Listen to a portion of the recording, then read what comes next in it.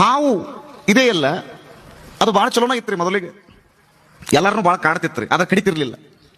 ಅವಾಗೊಮ್ಮೆ ಯಾರು ಕಡಿತಿತ್ತು ಅದು ಹಾವು.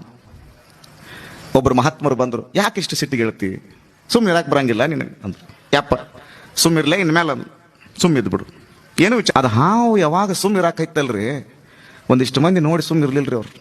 ಅದನ್ನ ತೊಗೊಳಕತ್ರು, ಕೊಳಗೆ ಹಾಕೊಳಕತ್ರು, ಅದನ್ನ ತೊಗೊಳಕತ್ರು, ಬಾಲ ಹಿಡಿದು ರಿಮ್ ನೆಲಕ್ಕೆ ಬಡಿಯಾಕತ್ರು.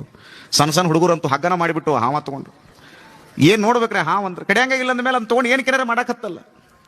ಸ್ವಲ್ಪ ದಿನ ಆದಮೇಲೆ ಮಹಾತ್ಮರು ಮತ್ತೆ ಅದ ಊರಿಗೆ ಬಂದರು, ಅದ ಕಾಡಿಗೆ ಬಂದರು.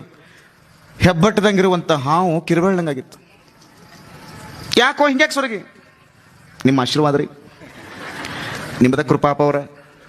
ಯಾಕೇನಾಯ್ತು ಅದನ್ನ ಹೇಳಿದ್ನಲ್ಲ, ನಿಮ್ಮ ಆಶೀರ್ವಾದ. ಯಾವಾಗ ನೀವು ಸುಮ್ಮಿರಂದ್ರಿ, ನಾ ಸುಮ್ಮಿರಾಕತ್ನಿ, ಸಣ್ಣ ಹುಡುಗರು ತಗೋತಾವ, ಕೊಳಕ್ ಹಾಕೋತಾವ, ನೆಲಕ್ಕೆ ಬಡಿತಾರ, ಆಟ ಆಡಕತ್ತಾರ್ರಿ, ನಾನು ಹಗ್ಗದಕ್ಕಿಂತ ಕೀಳು ಮಾಡ್ಯಾರ. ಓಹೋ ಅಂದ್ರಪ್ಪ ಅವ್ರು, ಕರೆಕ್ಟ್ ಅದ. ಸುಮ್ಮಾಗಿ ಬಿಟ್ಟು ಅಂದ್ರೆ ಜನ ನಿನ್ನ ದುರುಪಯೋಗ ಮಾಡ್ಕೊಳ್ತಾರೆ. ಅದಕ್ಕೆ ನೀ ಏನು ಮಾಡ್ಬೇಕು ಗೊತ್ತದ? ಜೀವ ಹೋದ್ರೂ ಚಿಂತಿಲ್ಲ, ನಿಮ್ಮ ಮಾತು ಕೇಳ್ತೀನಿ ಹೇಳ್ರಿ ಅಂತದ ಹಾವು. ಅವಾಗ ಗುರುಗಳು ಅಂದ್ರು, ಯಾರೇ ಹಂಗೆ ಕೊಳ್ಳಾಗ ಹಾಕೊಳಕ್ ಬಂದ್ರಂದ್ರೆ ಬರೀ ಬುಸ್ ಅನ್ನು ಕಡಿಬೇಡ, ಬರೀ ಬುಸ್ ಅಷ್ಟ ಅನ್ನೋದು, ನೀನು ಹೆದರಿಸ್ಬಿಡು, ಕಡಿಯಾಕೆ ಹೋಗಬೇಡ ಅಂತ. ಯಾರೇ ಹಿಂಗೆ ಮುಟ್ಟಾಕ್ ಬಂದ್ರೆ ಬರೀ ಬುಸ್ ಅನ್ನಕೈತಿ ನೋಡ್ರಿ, ಯಾರು ಸಮೀಪ ಬರಲಿಲ್ಲ. ಹಂಗೆ ನೀವು ಸುಮ್ಮ ಕೂತ್ರಿ ಅಂದ್ರೆ ನಿಮ್ಮನ್ನು ನುಂಗಿ ನೀರು ಕುಡಿದು ಬಿಡ್ತಾರ. ಸಂದರ್ಭ ಬಂತು ಅಂದ್ರೆ ನೀವು ಬುಸ್ ಅನ್ನಕ್ಕೆ ಕಲಿಬೇಕು ನೀವು.